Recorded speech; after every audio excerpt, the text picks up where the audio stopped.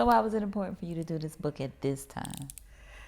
It was important mainly to start out because Clenita Ford pressured me to do it. And no one can go against Dr. Ford, right? No. Our church had been honoring Black History First from our community at a dinner at the Civic Center every year in different categories. And she came up to me after the last one and said, Dot, most people don't know this information, don't know this history about our community. It needs to be documented somewhere. You need to write a book about it. And as is Clenita, writing a book is a huge undertaking. And I'm not up to it. And for about 5 months, Clenita stayed on my case, would not let me off the hook. And finally, I cried uncle and Or auntie. and agreed to see what I could do about getting a book written. Conversations with Nicole.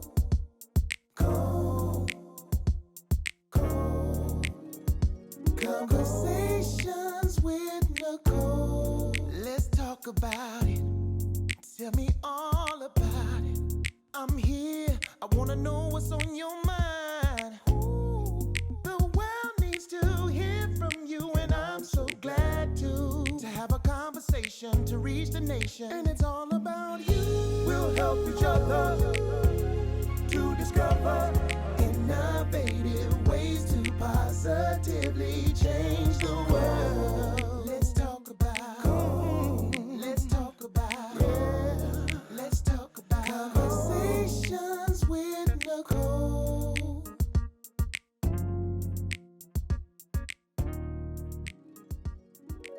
And I am so excited to be here with you, Miss Dorothy Inman-Johnson. Not a stranger to Conversations with Nicole, but so glad to have you back. It's been almost 7 years. Originally from Birmingham, Alabama, came to Tallahassee in the early 70s. It was an art educator, our first elected Black citywide female City commissioner, and also mayor. Yes. Right? Yeah. And so you have quite a first history yourself, and then on to the Capital Area Community Action Agency, which is where I became very fondly acquainted with you. And so we've been friends for a long time. We have. And so I'm super excited about this book.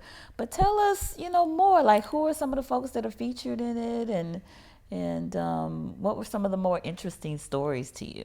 Well, it's hard to pull it out, but what interested me more was the fact that there's a lot of Tallahassee history intertwined in these life stories that people will be getting along with their stories. And one of the things I tried to do was not just to do a resume for each one, right, but to tell the story, give people enough information so that they could see themselves in these people. Yes, that's important. In the book.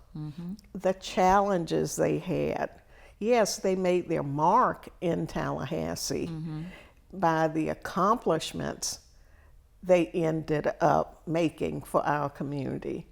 But people needed to know, and especially our young Black kids, yes, needed to know many of these people started out just like them. Absolutely. For instance, my story is also in the book as a first.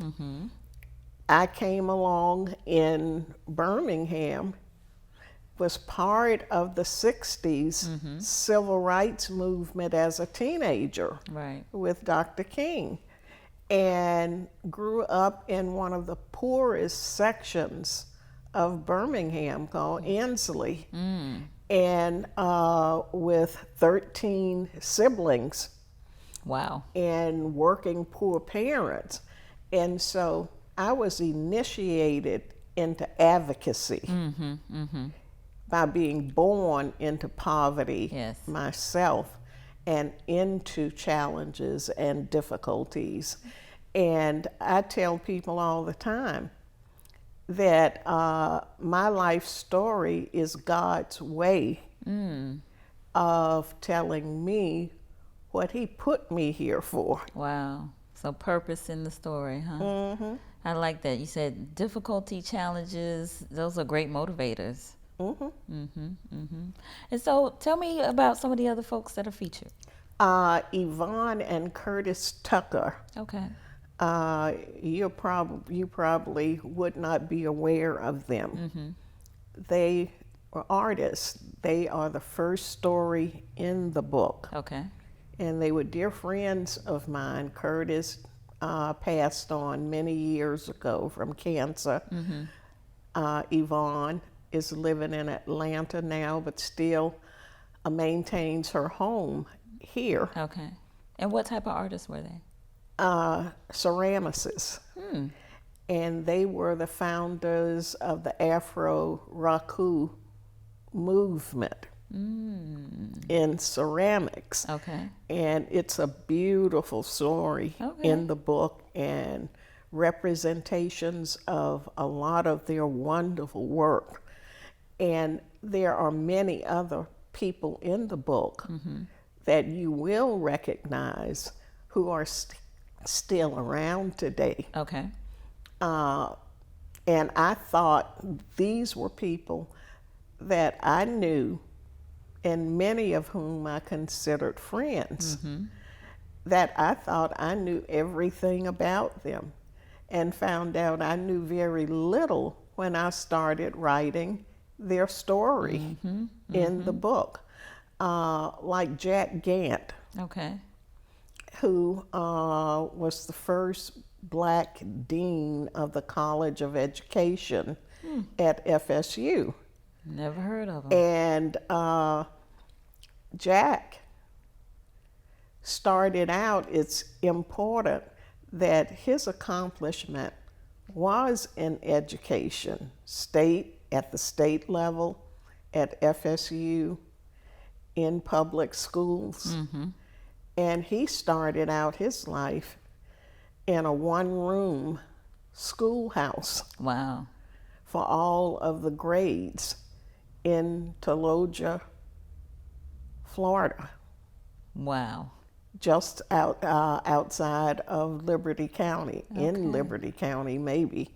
Never heard of Tallahassee. I hadn't either until I started writing his story. I knew about Liberty County, but I had never heard of Tallahassee. Quite fascinating. And it's a farming community where his family lived.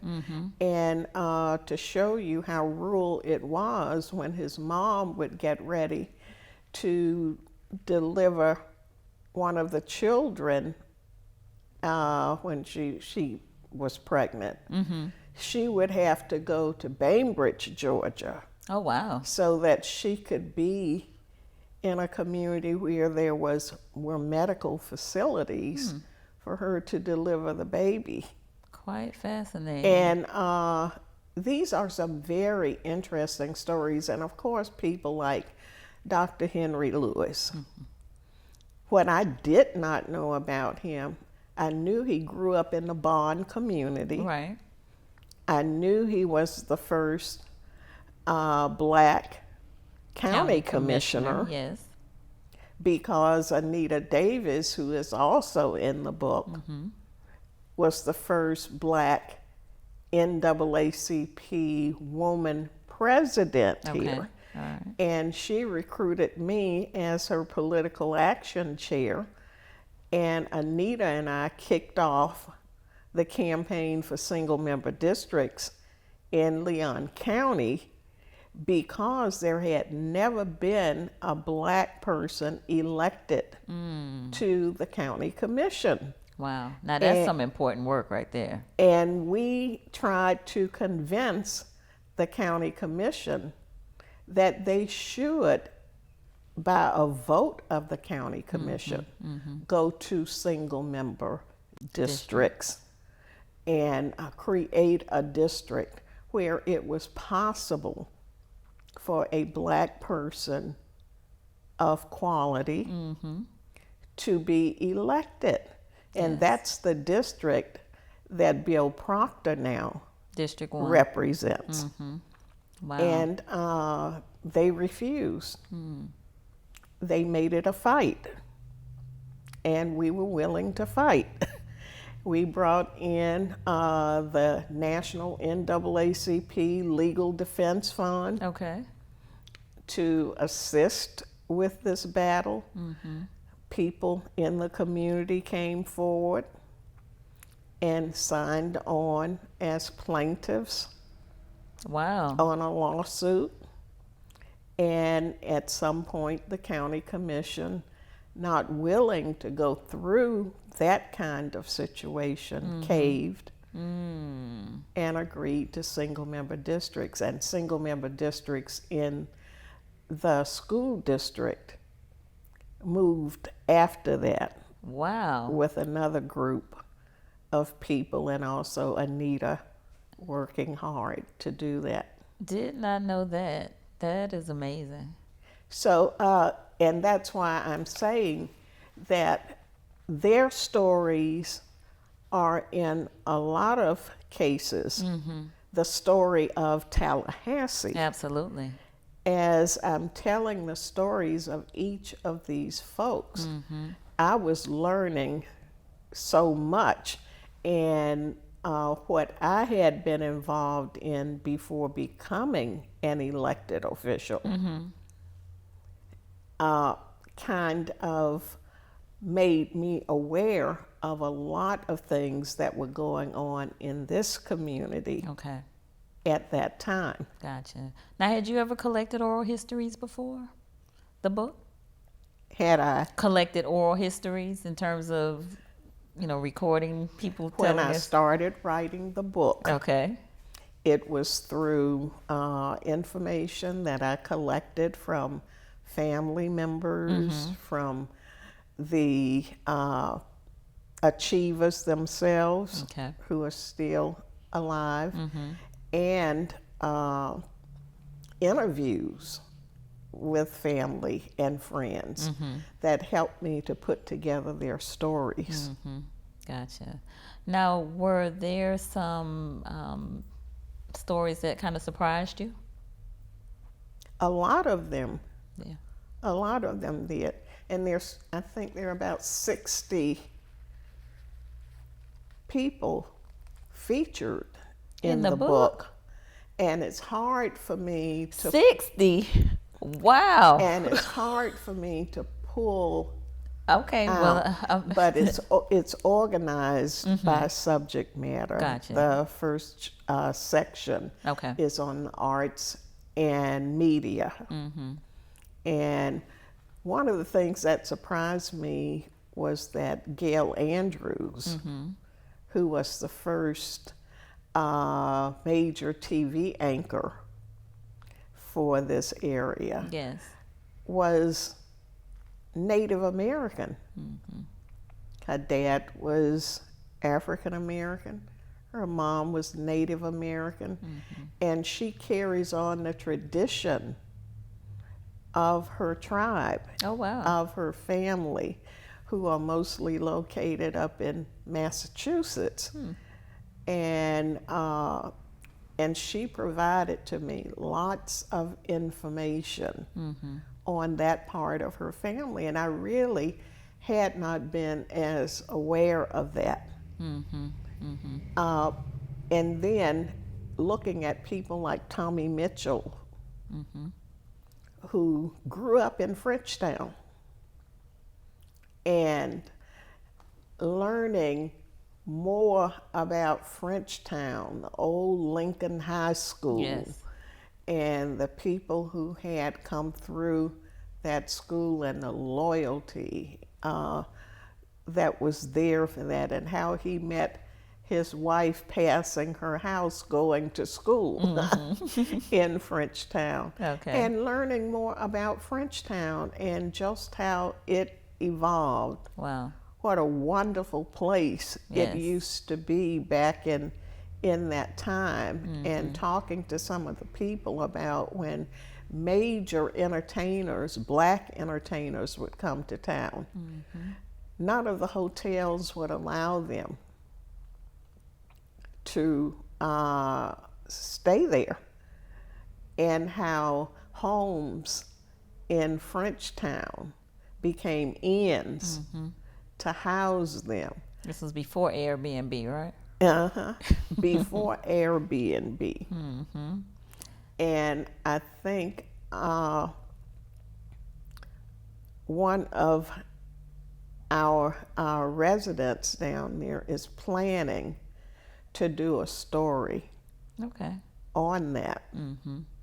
Now, did you, in growing up, was the oral tradition present in your home in terms of either your parents or grandparents telling stories about their lives or experiences?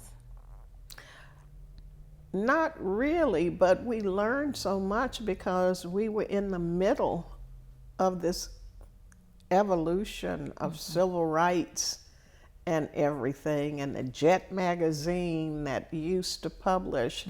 I remember being 8 years old and seeing this horrible picture of Emmett Till that stayed with me and traumatized me most of my childhood. Wow.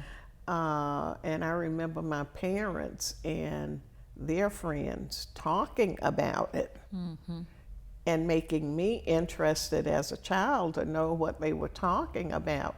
So first chance I had to get my hands on that on that Jet magazine and look at it, I took it.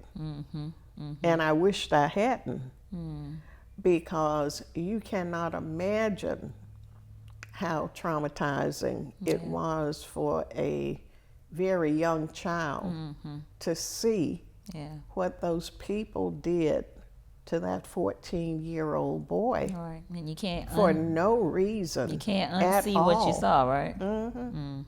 Indeed. So how important do you believe it is for the young people to know what the local history is here in Tallahassee? I think it's very important. I think it's very important because when not Chief anymore, but Sheriff McNeil did his study on what was happening to our young men And boys. and why so many of them were choosing guns and crime, and the stories that he told in his study about some of these kids saying, I felt unprotected. I felt I had to have a gun to protect myself. And they didn't have any hope at all. And by telling stories like these, where life was so much worse in our time because nobody respected our rights, even law enforcement officers, even the people who were serving in high positions in government were conspiring to do these things to black people and deny them their rights and allow them to be mistreated and killed with no repercussions. It helps them to understand that we are making progress and that these people went through all kinds of trauma like they are going through today and rose above it and achieved in spite of it. Indeed. And they can do the same, but they need a supportive community. And I'll tell you, there is an idea that I have been pushing for a while Okay. that would give our young folks something to do, would give them jobs, would create commerce for our community, economic development, that I wish some of these dollars that are coming through our community blueprint or whatever would be directed toward that. Okay. And that is a water park for Tallahassee. It would create non-college degree jobs for young people. It would create a venue for them to be entertained. It would create commerce for the community, because instead of going to Dothan to their water park, Or the Valdosta. or to Valdosta, to Wild Adventures for a water park, or to Orlando, we could bring in people from the rural counties, small counties surrounding Leon County to spend their dollars here. Okay. And so it would do three different things. It would give our young people something interesting to do, to be involved in, not be idle. Right. It would give our schools field trips right here in town they could take students to and introduce them to. It would create jobs that don't require a college degree, many, for the young people, so that they are earning a living. They are developing a way to get out of the situations that they are growing up in. Okay. Well, And it would benefit economically our community. all right. Well, I would definitely like to hear more about that. Tell us how we can get a hold of this book. Well, I had some copies from my launch, Okay. but all are sold out. Okay. Well, we need a copy. But people can order on Amazon, Okay. or they can, if they don't feel comfortable ordering on Amazon, they can call their local bookstore, Barnes and Nobles, Books A Million, Okay. other bookstores, and place their orders with their credit card through the bookstore. Okay, very good, very good. Now, as we prepare to close our conversation, I just want to ask one final question, and that is, what do you believe is your greater work? I think the work is centered around advocacy. Whether it's been my child advocacy, my advocacy on eliminating poverty, and my first book was Poverty, Politics, and Race, trying to eradicate misconceptions people have about those who live in poverty and how it's perpetrated through elected leaders nationally and statewide, and how we change that.